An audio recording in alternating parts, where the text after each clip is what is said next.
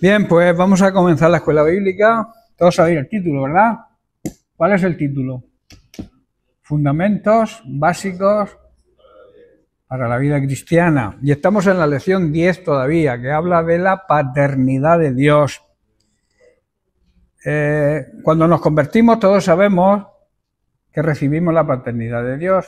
Pasamos a ser creación de Dios a pasar a ser sus hijos, familia de Él. Y por tanto necesitamos tener un conocimiento real de quién es Dios como Padre. Dios es nuestro Padre y Dios es un Padre perfecto. O sea, los padres de aquí de la tierra no hay ninguno perfecto en comparación con la perfección de Dios.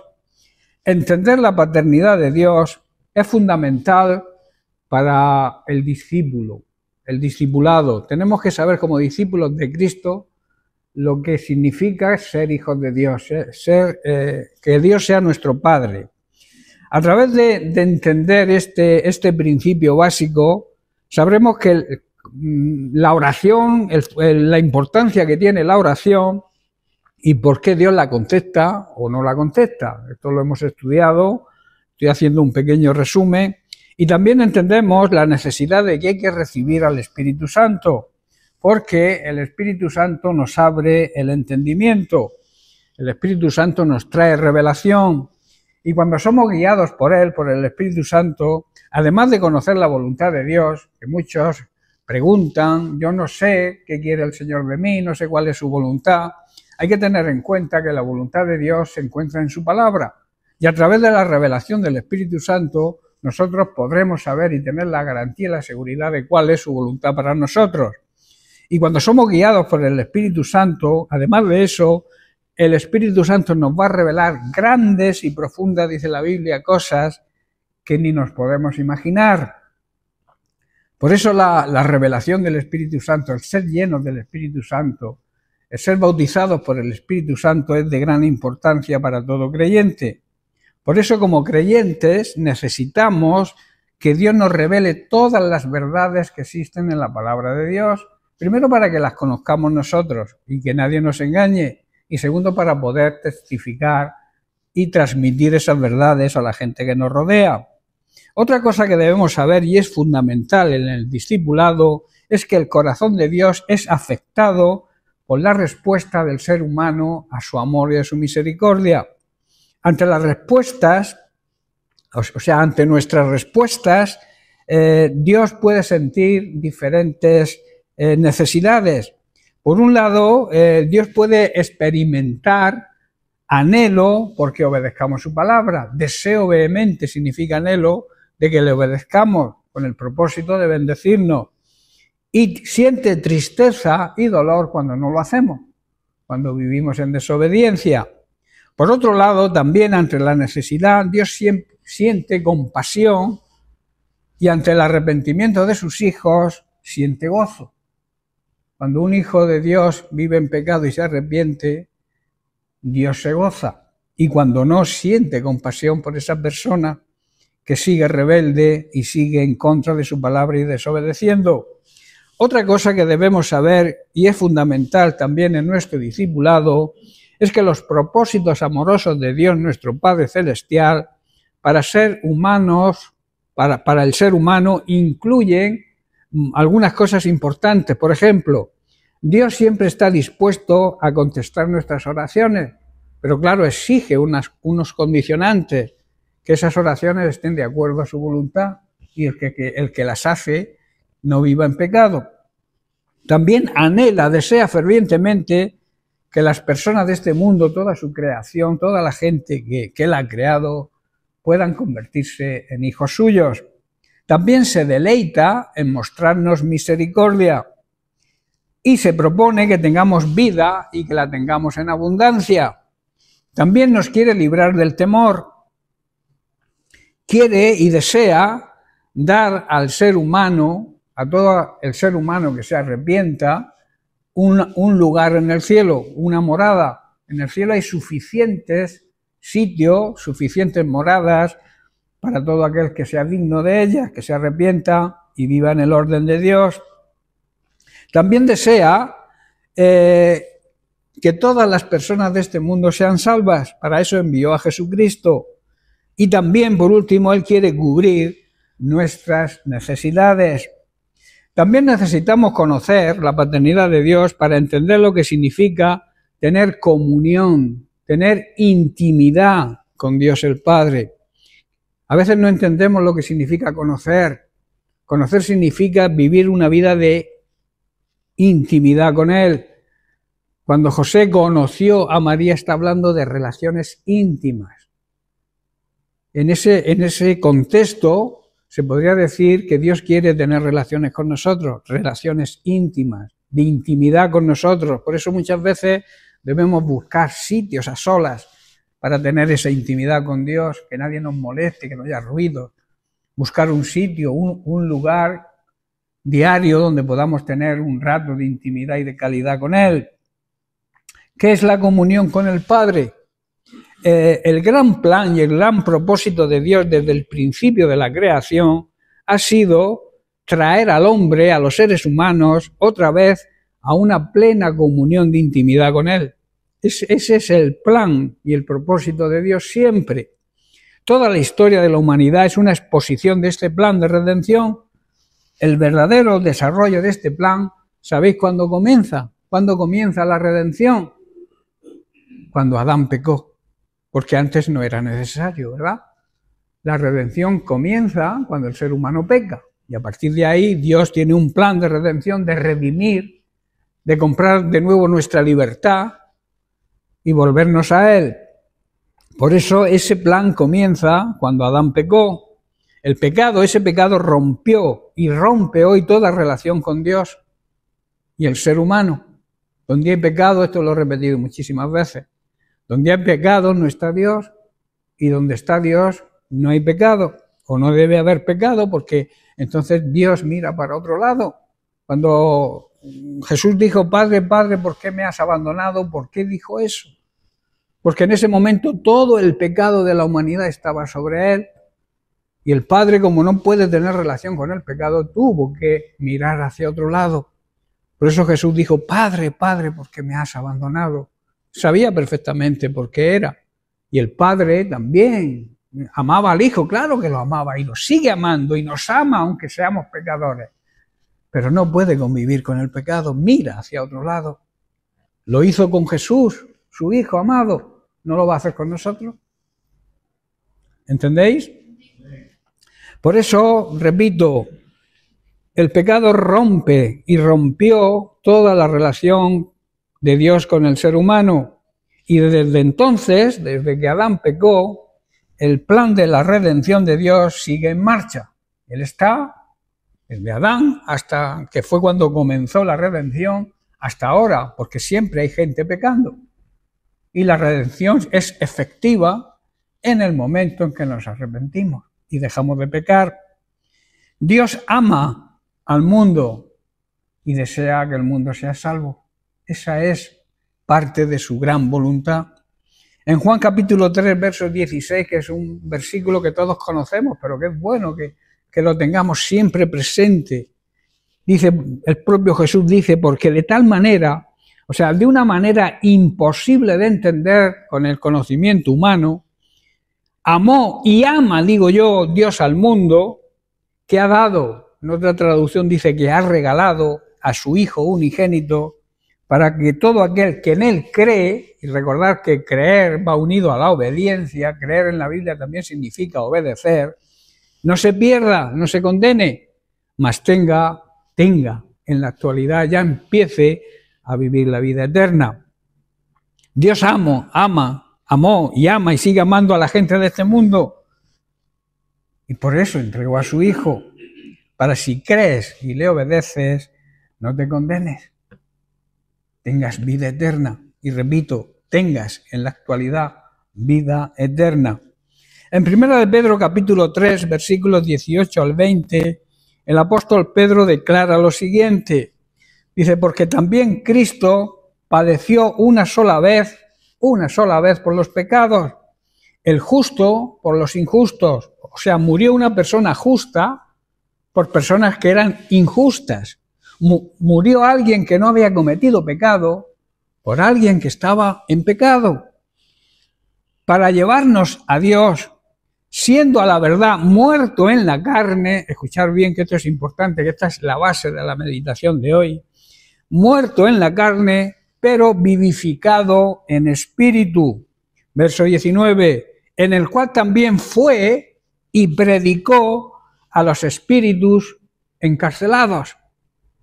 Versículo 20, los que en otro tiempo desobedecieron, cuando una vez esperaba la paciencia de Dios en los días de Noé, mientras se preparaba el arca, en la cual pocas personas, es decir, 8 solamente, él y sus 3 nueras, su esposa y sus 3 yernos. 8 personas se salvaron solamente del diluvio. Estos espíritus encarcelados vamos a hablar hoy. Quiero que prestéis atención porque es un tema para gente madura, para que podamos entenderlo, y si no lo entendéis, al final preguntar, pero prestar atención, no despistaros. Estos espíritus encarcelados fueron los que desobedecieron a Dios hace mucho tiempo, precisamente, como la Biblia dice, Pedro, en tiempos de Noé, antes del diluvio, cuando Dios esperaba con paciencia que las personas se convirtieran, mientras Noé construía el arca. ¿Sabéis cuánto tiempo estuvo Noé construyendo el arca? Casi 100 años. Casi 100 años, a ver si la gente tuvo tiempo de arrepentirse. La paciencia de Dios estaba ahí, ¿verdad? Mientras esperaba, veía, observaba cómo Noé preparaba el arca, él seguía paciente para ver si la gente se arrepentía y dejaba de pecar. Pero no ocurrió así, porque solo 8 personas se salvaron de morir ahogadas en ese terrible diluvio que se produjo. Vamos a hablar, como he dicho, de los espíritus encarcelados. ¿Qué son? ¿A qué se refiere el apóstol Pedro con espíritus encarcelados? Mucha gente, al leer este pasaje, la palabra espíritu, su mente la traduce como gente muerta que supuestamente vive ahora, como espíritus encadenados en una prisión. En Hebreos capítulo 1, verso 7 leemos lo siguiente. Dice, ciertamente de los ángeles dice, el que hace a sus ángeles espíritu y a sus ministros llama de fuego. Los seres angelicales fueron creados por Dios, los cuales a su vez son criaturas espirituales. Los ángeles son espíritu. Por eso, cuando nos referimos a espíritus encarcelados, estamos hablando de ángeles, no estamos hablando de personas. ¿Podría ser, entonces, que estos espíritus encarcelados sean los ángeles caídos y que ahora mismo están encarcelados? ¿Podría ser? Como veremos más adelante en el estudio de hoy, sí, eso es lo que son. Pero primero veamos el antecedente de esto. Como vemos, los ángeles son criaturas espirituales, son espíritu. Y aunque todos fueron creados por Dios, no todos permanecieron fieles con Él. Se rebelaron. Algunos se rebelaron y cayeron de la posición en la que estaban. Esto es proféticamente hablando de aquellos que hoy en día en la iglesia abandonan su lugar, abandonan su morada, abandonan donde Dios los ha plantado y se van de la iglesia. Simbólicamente está hablando de esto. O sea, si lo traducimos espiritualmente al tema actual, está hablando de este tipo de personas que abandonan su morada, abandonan su casa donde Dios los ha colocado y se van al mundo. Ese espíritu está encarcelado. ¿Estáis comprendiendo? Por eso digo que prestéis atención porque el tema es sencillo, pero también es difícil de entender. Entonces, algunos dicen que se rebelaron y cayeron de la posición en la que estaban. ¿Quiénes fueron entonces los espíritus encarcelados? La visita a los espíritus encarcelados se menciona en la situación o circunstancia de lo que Jesús hizo en el tiempo transcurrido desde su muerte hasta la resurrección. Ahí hubo un tiempo en que ocurrió la visita de Jesús al infierno, donde les predicó a estos espíritus encarcelados. Si analizamos el pasaje bíblico, se observa que el cuerpo de Jesús estaba muerto, el cuerpo físico estaba en la sepultura y en espera de la resurrección, pero su espíritu estaba vivo. ¿Dónde estaba ese espíritu durante ese tiempo? Visitando a los espíritus encarcelados. ¿Estáis entendiendo? Podemos observar 4 cosas importantes sobre los espíritus que el apóstol Pablo menciona. Primero, los espíritus son intangibles. O sea, una cosa intangible es que no se puede tocar. Tú no puedes tocar un espíritu, ¿verdad? Un espíritu no se puede tocar, es intocable. En segundo lugar, están presos, están encarcelados. En tercer lugar, su pecado se cometió antes del diluvio. Estos espíritus que habla Pedro. Jesús visitó el lugar de su cautiverio para anunciarles algo. Sobre este tema han existido y existen algunas teorías a través de los años, y ha sido el saber exactamente quiénes son o quiénes eran estos espíritus encarcelados. Analicemos el pasaje de Primera de Pedro. En primer lugar, vemos la palabra espíritu. Es una traducción de la palabra griega pneumasin, una forma de la palabra neuma. De ahí viene la palabra neumático, que está lleno de aire, ¿verdad? Porque esta palabra significa aire, soplo, viento. Esta palabra se usa en el Nuevo Testamento para referirse primero a los ángeles. Lo vemos, por poner un ejemplo, un versículo en Hebreos 1:14. Dice, ¿no son estos espíritus, refiriéndose a los ángeles, espíritus ministradores enviados para servicio a favor de los que serán herederos de la salvación? Ahí se usa la palabra neuma, espíritu, refiriéndose a los ángeles. También a los demonios. En Marcos capítulo 1, versos 23 al 26, dice, pero había en la sinagoga de ellos un hombre con espíritu inmundo, que dio voces, diciendo, ¿qué tienes con nosotros, Jesús Nazareno? No estaba hablando el joven, estaba hablando el demonio.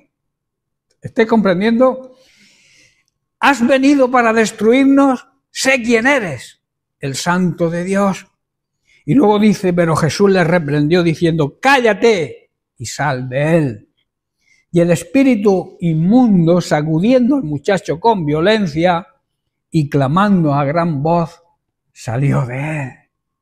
Vemos la autoridad de Dios sobre los espíritus, que siguen siendo los demonios, son espíritus, pero son inmundos. También se refiere al espíritu de Jesús, esta misma palabra. En Mateo capítulo 27, verso 50, Jesús, en medio de su agonía en la cruz, dice, este evangelio dice, mas Jesús, habiendo otra vez clamado a gran voz, entregó, ¿qué entregó? El espíritu, la palabra neuma, el soplo de vida. También se refiere al Espíritu Santo. En el Evangelio de Juan capítulo 14, versos 16 y 17, Jesús, prometiendo su venida, la venida del Espíritu Santo, dice, y yo rogaré al Padre y os dará otro consolador, además de él que era el primer consolador, nos dice que nos dará otro consolador para que esté con vosotros para siempre. Siempre tendremos al Espíritu Santo como nuestro consolador. El Espíritu de verdad, otro de sus nombres, el Espíritu de verdad, el cual el mundo, la gente de este mundo no puede percibir, no puede recibir, porque no le ve, porque los espíritus no se ven. Nosotros sí los vemos espiritualmente, nosotros sabemos que existen, pero el mundo niega esa evidencia, ni le conoce, pero vosotros, dice Jesús, le conocéis, porque mora con vosotros y estará en vosotros. Los discípulos de Jesús y los que le seguían en ese tiempo caminaban con Jesús. Pero hoy nosotros tenemos, digamos, un privilegio mayor, no le vemos físicamente, pero mora dentro de nosotros. No está junto a nosotros, está dentro de nosotros, porque nosotros somos su templo, donde Él vive, donde Él reside, somos su morada. Y el versículo 11 dice, porque ¿quién de los hombres, el 17, el Espíritu de verdad, el cual el mundo no lo puede recibir porque no le ve ni le conoce? Pero repito, vosotros le conocéis porque mora con vosotros y está en vosotros. Gran privilegio, ¿verdad? También se refiere esta palabra a la parte espiritual nuestra del hombre, del ser humano. Eso lo vemos en la primera carta a los Corintios, capítulo 2, versículos 10 al 12, donde Pablo dice, pero Dios nos las reveló a nosotros por el Espíritu, porque el Espíritu todo lo escudriña, aún lo más profundo de Dios. Versículo 11 dice, porque ¿quién de los hombres sabe las cosas del hombre sino el neuma del hombre, el espíritu del hombre, ¿verdad? Que está en él. Así tampoco nadie conoció las cosas de Dios sino el Espíritu de Dios. Y nosotros no hemos recibido ese espíritu del mundo. Nosotros no tenemos el espíritu mundano, sino el espíritu que proviene de Dios, el soplo divino, para que sepamos lo que Dios nos ha concedido. ¿Os dais cuenta? La misma palabra representa todo este tipo. Representa a los ángeles, a los demonios, al Espíritu de Jesús, al Espíritu Santo y también al Espíritu del hombre. La Biblia deja bien claro que los seres humanos tienen espíritu. Lo vemos en Hebreos capítulo 4, verso 12. Dice así, porque la palabra de Dios es viva y eficaz, tiene vida propia y produce efecto, y más cortante que toda espada de dos filos, y penetra hasta partir el alma y el espíritu, las coyunturas y los tuétanos, y discierne los pensamientos y las intenciones del corazón. Si observamos, la Biblia nunca se refiere a los seres humanos como simplemente espíritu, porque no lo somos. Tenemos espíritu, pero no somos espíritu, ¿verdad? Por otro lado, jamás se dice en la Biblia que Dios, el Espíritu Santo, los ángeles y los demonios tengan espíritu. Nunca dice eso. Ellos son espíritu. ¿Estáis comprendiendo la diferencia que hay entre el hombre y los espíritus?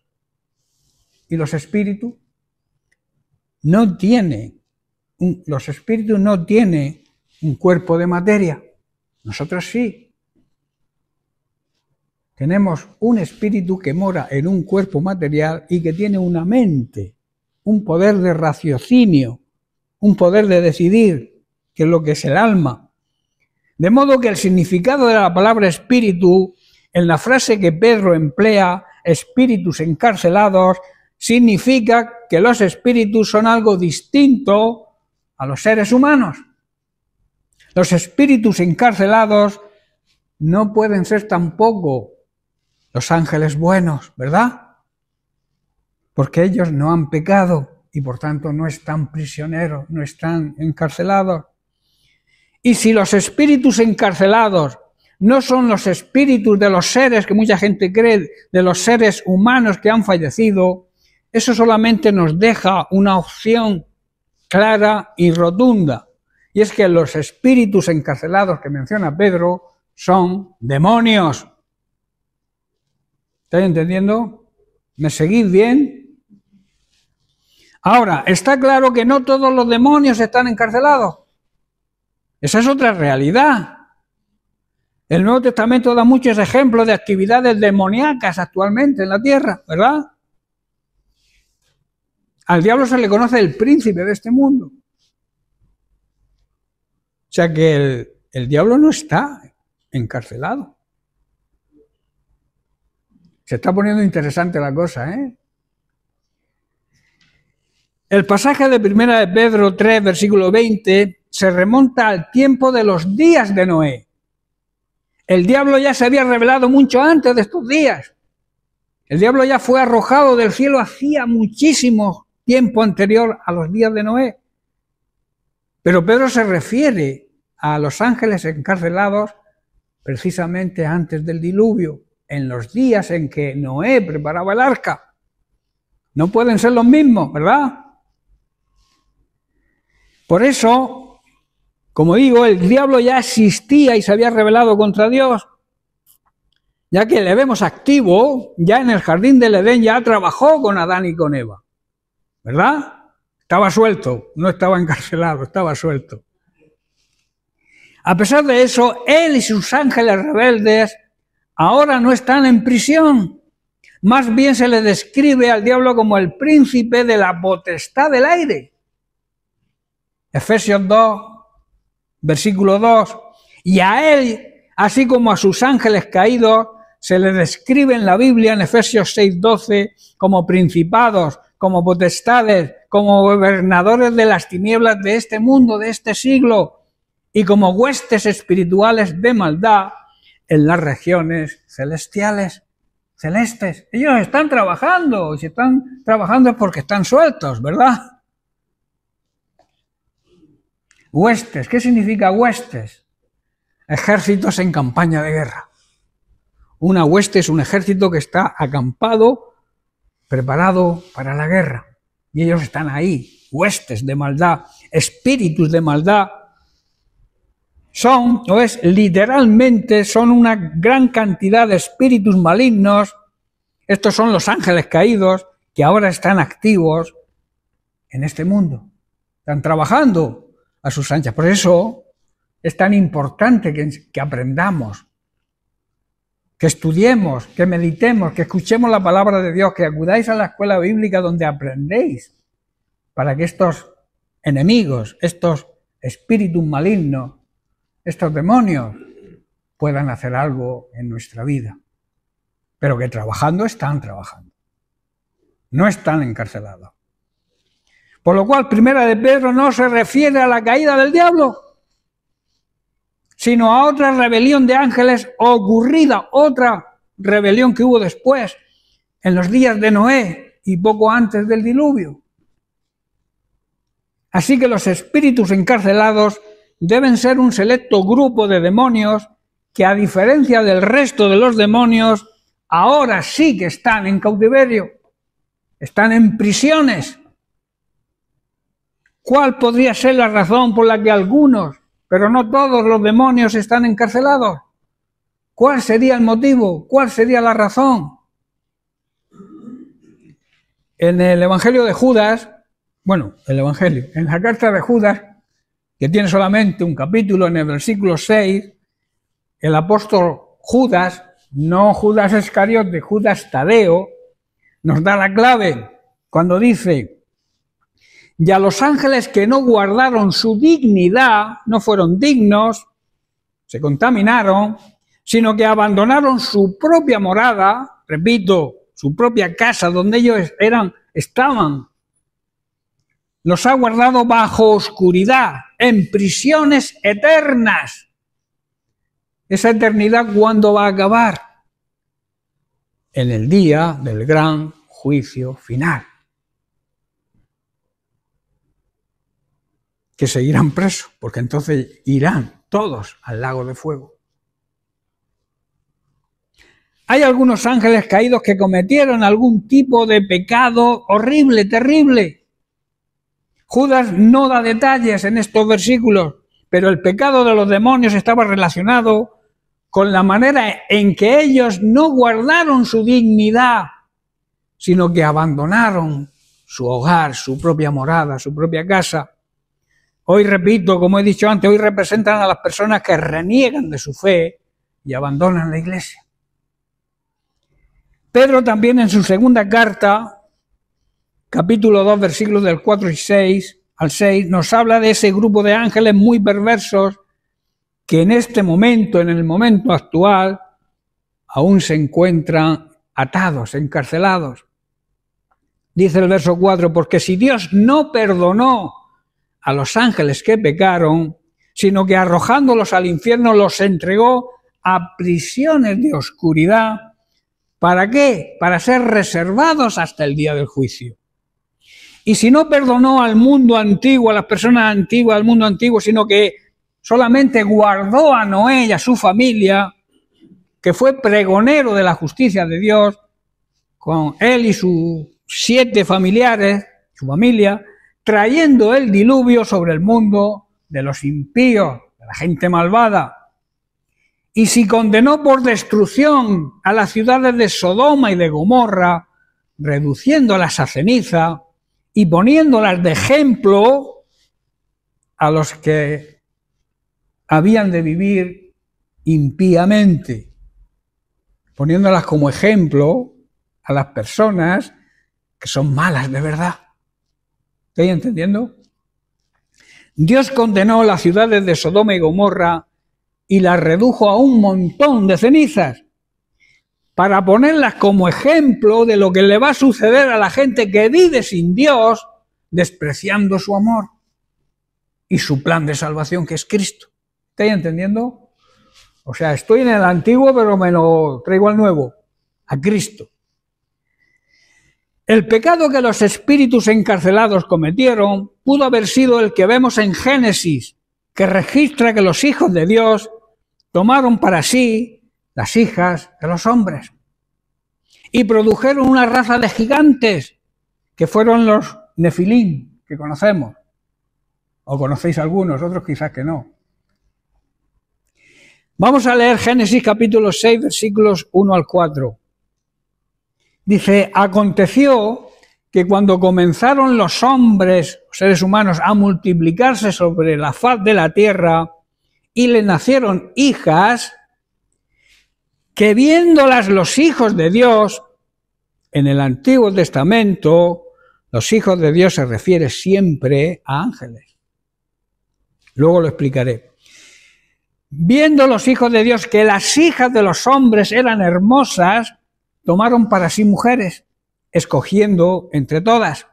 Y dijo Dios, no contenderá mi espíritu con el ser humano para siempre, porque ciertamente él es carne, mas serán sus días, aquí marca la fecha tope, 120 años. Yo creo que ninguna persona todavía ha pasado de esa cifra de años. 120 años como el tope. Versículo 4, había gigantes en la tierra en aquellos días, y también después que se llegaron, o sea que se juntaron los hijos de Dios, los ángeles, a las hijas de los hombres, y les engendraron hijos. Estos fueron los valientes que desde la antigüedad fueron varones de renombre. Ahora, una aclaración. ¿Quién son estos hijos de Dios?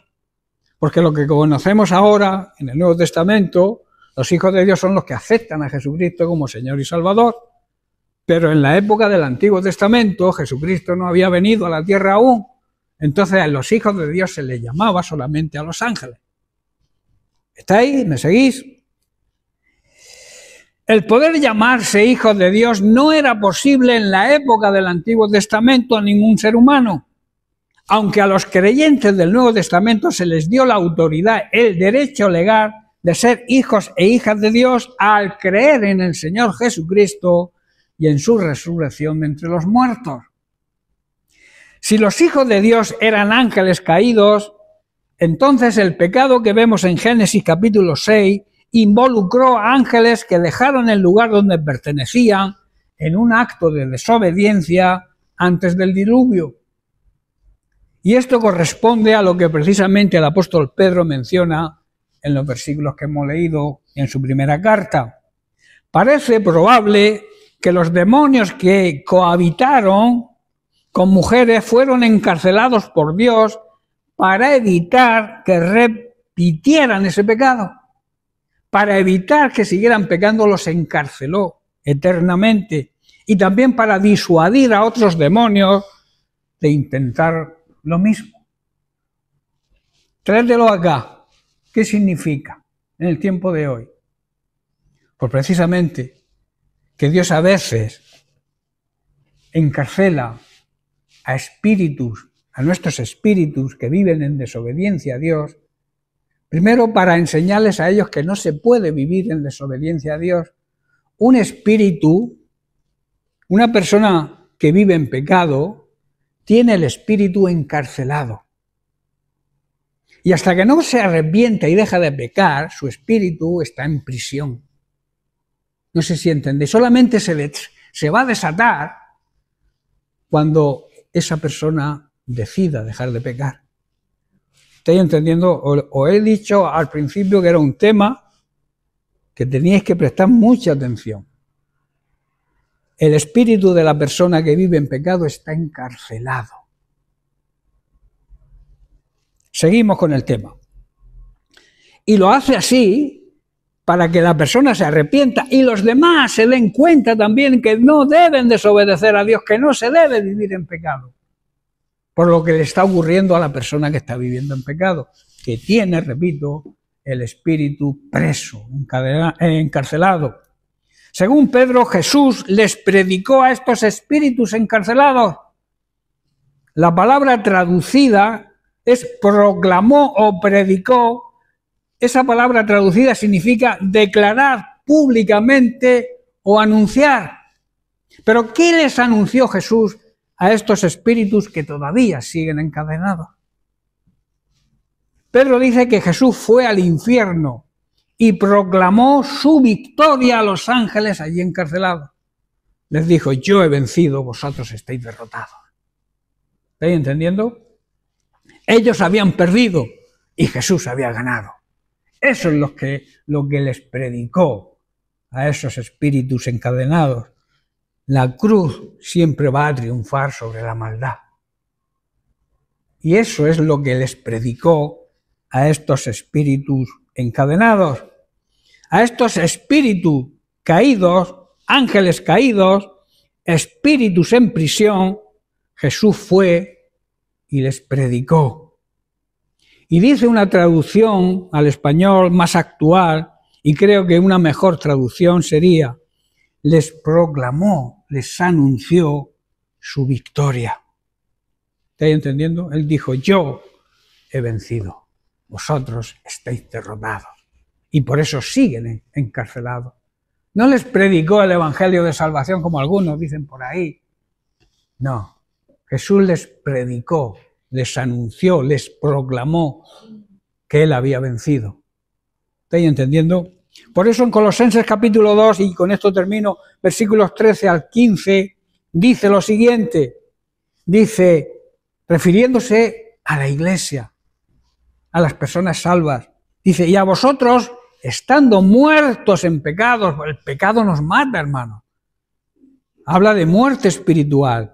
Estando vosotros muertos en pecados, muertos espirituales, condenados, quiere decir, por vuestros pecados, y en la incircuncisión de vuestra carne, siguiendo lo que la carne, el deseo pecaminoso de nuestra carne, os dio vida, nos dio vida, nos resucitó de esa muerte espiritual, o sea, nos salvó de la condenación eterna. Juntamente con Él, cuando Él resucitó, nosotros resucitamos con Él, perdonándonos todos los pecados. Y cuando Dios perdona, se olvida. El hombre se acuerda, el hombre recuerda, el hombre le cuesta perdonar, pero Dios cuando perdona ni se acuerda que hemos pecado. Eso es tremendo, ¿verdad? Y eso debería llenarnos de responsabilidad y de agradecimiento a Dios. Y decidir de una vez para siempre dejar el pecado, pero de todo tipo de pecado. No hablo solamente de pecado sexual, hablo de cantidad de pecados que cometemos. Mentiras, difamación, crítica. Cuando debemos edificar, debemos ayudar. La vida de cristiano es una vida de servicio a los demás. Cuando criticas a un hermano, estás criticando al cuerpo de Cristo. Si ves que tu hermano está en problemas, ayúdale en ese problema. Si está en pecado, ayúdale dándole buenos consejos. No diciéndole: vale, el Señor sabe. El Señor sabe, ¿y tú no lo sabes? ¿Por qué le dices al Señor sabe? Explícale el problema y las consecuencias del pecado, pero eso sí con amor. Pero a veces queremos ser más santos que Dios. Queremos amar y ser más justos que Dios, pasándole la mano al pecador. Al pecador hay que exhortarlo a que deje el pecado. Exhortar significa hablarle con autoridad y con amor de que si sigue en esas circunstancias perderá la salvación y se condenará. Pero pasándole la mano no estás haciéndole el bien. Repito, hay personas que se creen más amorosas que Dios y más justas que Dios. Y Dios dice que no dará por inocente al culpable hasta que se arrepienta. Dios no va a permitir, no permite que entre el pecado en el cielo. ¿Cómo va a dejar que un pecador entre en el cielo si no se arrepiente antes? En el cielo se va a terminar todo. Allí no va a haber enfermedad, no va a haber nada más que gozo, alegría, paz. Y no va a haber pecado, no va a haber crítica, no podremos criticar a nadie. Que parece el deporte nacional aquí en esta tierra, ¿verdad? Nos gusta la crítica.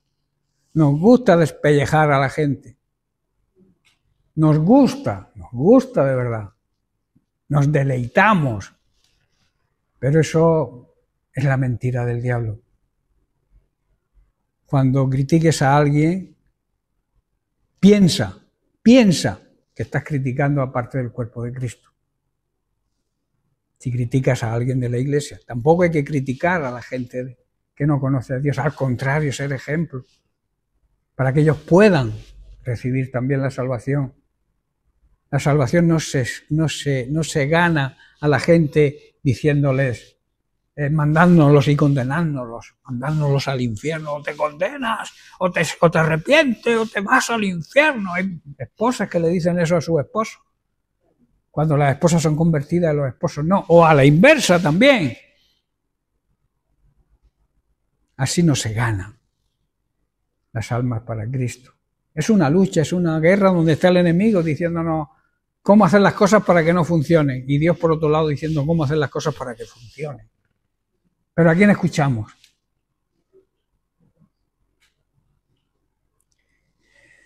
Dice el verso 14 que Cristo anuló el acta de los decretos, o sea, la sentencia de muerte que teníamos, de condenación, la anuló. Que nos era contraria, o sea, que la sentencia era condenatoria, no era absolutoria.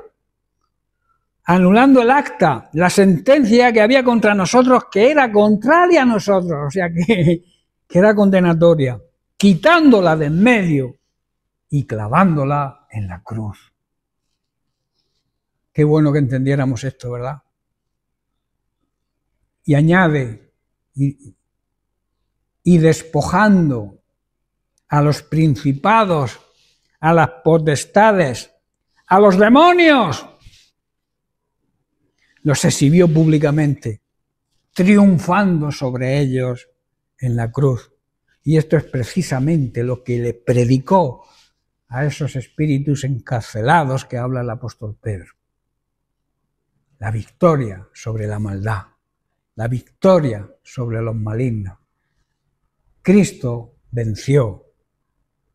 Y Cristo y esa victoria de Cristo también es nuestra victoria, cuando la aplicamos a nuestra vida y vivimos de acuerdo a esa obligación que tenemos con Él, precisamente por lo que hizo por nosotros cuando estábamos condenados, estábamos muertos. Él dio su vida, dedicó su vida a predicar el plan de salvación a la humanidad y luego entregó su vida, su propia sangre, para que nosotros a través de esa sangre podamos ser redimidos. Amén. Jesús derramó hasta la última gota de su sangre por nosotros y derrotó a los gobernantes y a las autoridades espirituales, o sea, a los demonios, y los avergonzó públicamente con su victoria sobre ellos en la cruz. Amén. Bien, pues lo dejamos aquí y seguiremos la semana que viene. Que Dios les bendiga.